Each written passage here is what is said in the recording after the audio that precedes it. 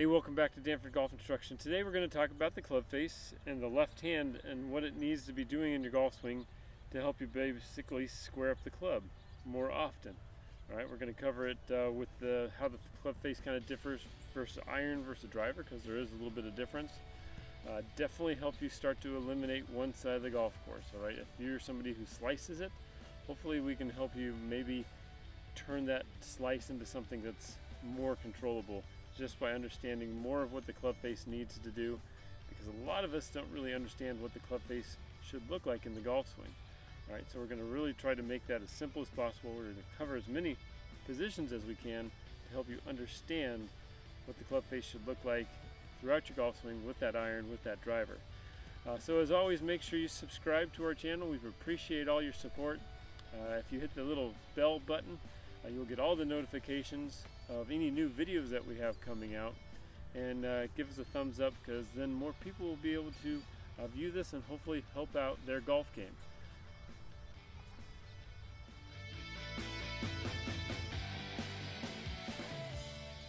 To start off, if you want to control the club face, we have to understand what the left hand does on the golf club. All right, so if I put it in a weak position, which means it is going to be turned kind of underneath it more. All right, and then if I just straighten my left arm, all right, mechanically the club face goes open. All right, we tend to see a lot of ladies that have club faces open because they tend to grip it that way. All right, now if I take a strong grip, all right, so now the hand is going to be turned on top. All right, if I make it really strong, all right, and then again I straighten out my arm, see the club face closes.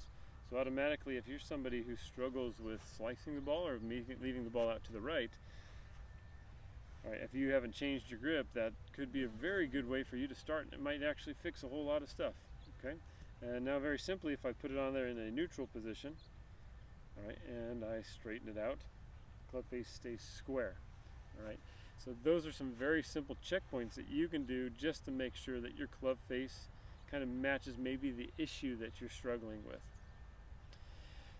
From there, to make it very simple, all right, club face in your takeaway should match your spine. All right, so when I start off with it up and down, all right, it matches my spine. So if I turn from down the line, all right, it still needs to match my spine. So when I take it to, I call it position 2, all right, the club face, then again, should match my spine, right? Pretty simple. Not earth-shattering.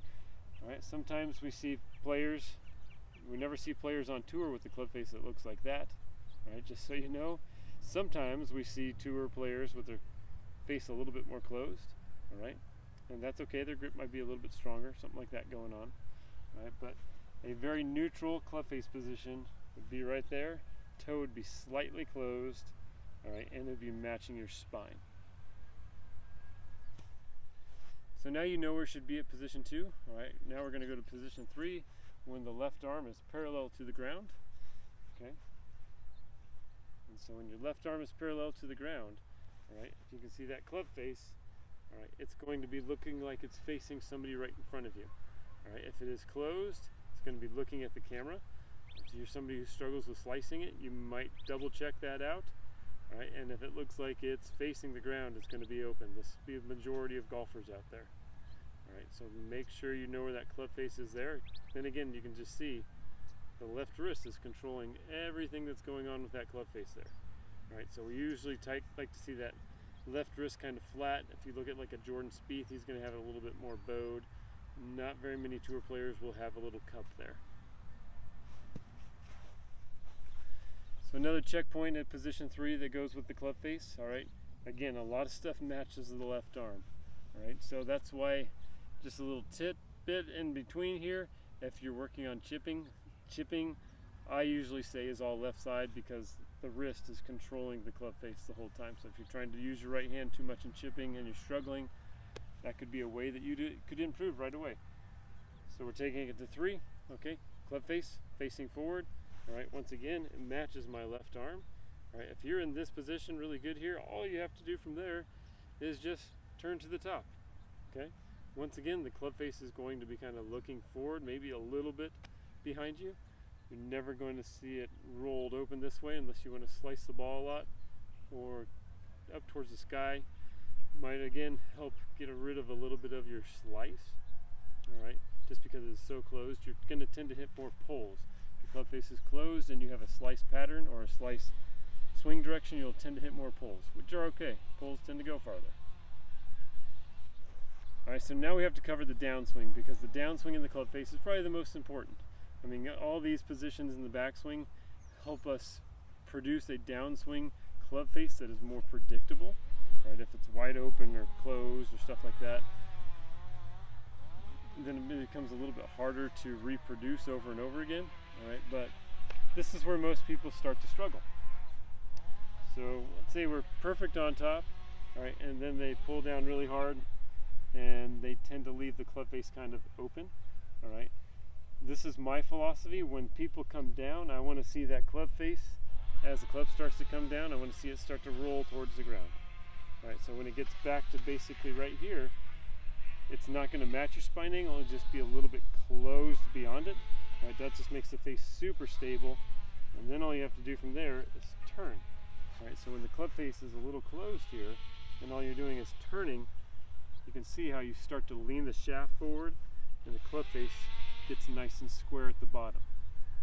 Okay, this is kind of what kind of is crazy about that. When your hands are forward, all right, club face is square, and a lot of people think the club should be matched up like that at impact, almost like how they started, and you can see what the club face does. It shuts down dramatically.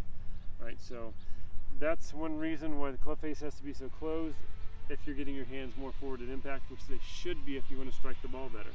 All right, the club face will actually feel really closed, but it's actually going to be super square.